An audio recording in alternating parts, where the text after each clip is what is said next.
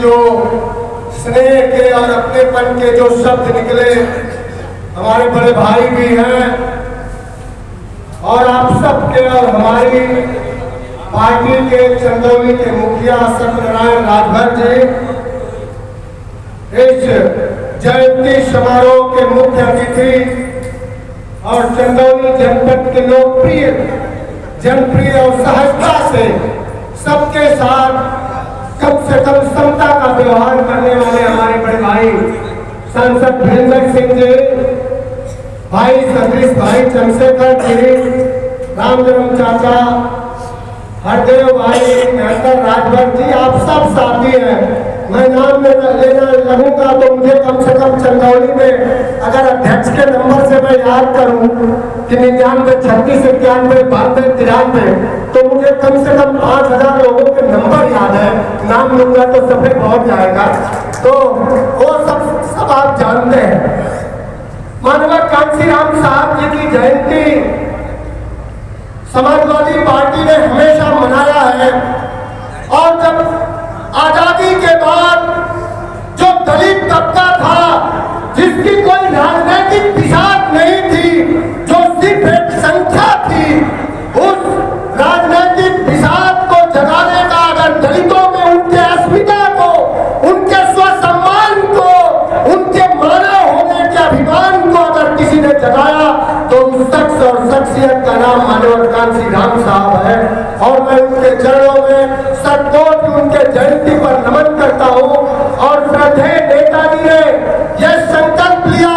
जब कई बार चुनाव के बाद भी मान्यवर साहब इस देश की शरण में नहीं जा पाए, तो मान्यवर श्रद्धेय नेताजी ने यह संकल्प लिया, इटावा से मान्यवर कांशीराम साहब को इस देश की सबसे बड़ी पंचायत में समाजवादियों ने भेजा।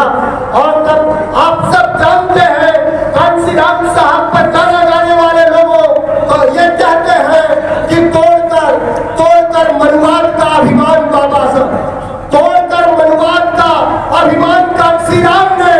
तोड़कर मनुवाद का अभिमान कांशीराम ने और दे दिया बहुजनों को सम्मान कांशीराम ने। तो ये कार्य अगर इस देश में किसी ने किया, साइकिल से चल के, पैदल चल के, भूखे रह के, बड़े से बड़े सामंतों से लड़के, उनके आंख में आंख डाल के, राजनीतिक सामाजिक आर्थिक वंचित वर्ग के हक की बात अगर किसी ने किया और उनको सम्मान दिलाया, तो उस शख्स का नाम माननीय कांशीराम साहब है, जिनका सपना था कि इस देश के सबसे बड़े कुर्सी पर, सबसे बड़े पद पर, सबसे बड़े राजनीतिक पद पर कोई दलित बैठे। उस संकल्प को आपने देखा होगा, हमारे महबूब नेता पीडीए के नायक अखिलेश यादव जी ने 2019 का अगर आप चुनाव याद करिए तो हम लोगों ने संकल्प लिया था, आदरणीय राष्ट्रीय अध्यक्ष ने संकल्प लिया था कि हमारी तो चाह है कि बहन जी इस देश की प्रधानमंत्री बने। लेकिन आप सब जानते हैं हमारी प्रतिबद्धता किसी व्यक्ति के प्रति नहीं थी, हमारे नेता की प्रतिबद्धता किसी एक पार्टी के प्रति नहीं था, बल्कि उस कम्युनिटी के प्रति था जिसे हजारों सालों से सिर्फ दबाया गया है, उसका शोषण किया गया है। और उसी संकल्प के साथ आज भी समाजवादी पार्टी खड़ी है। और अगर आप सब ने जिस तरह से 2024 के चुनाव में लोकसभा में समाजवादियों का साथ दिया, भाई बड़े भाई वीरेंद्र सिंह जी इस देश के सबसे बड़ी पंचायत में पहुंचे, अगर 27 में बहुजनों ने ठान लिया और ये कर लिया कि 100 में 90 शोषित है और 90 भाग हमारा है, अगर ये संकल्प ले लिया तो ये मान के रखिए कि 29 में उत्तर प्रदेश में और जब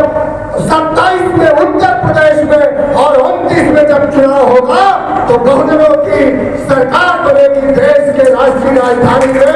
ये मैं आपको आश्वस्त करता हूँ और एक बात कह के अपनी बात खत्म करता हूँ कि उसे यह फिक्र है हरदम नए तर्जे जफा क्या है, उसे यह फिक्र है हरदम नए तर्जे जफा क्या है, मुझे यह शौक है देखे सितम की इंतहा क्या है।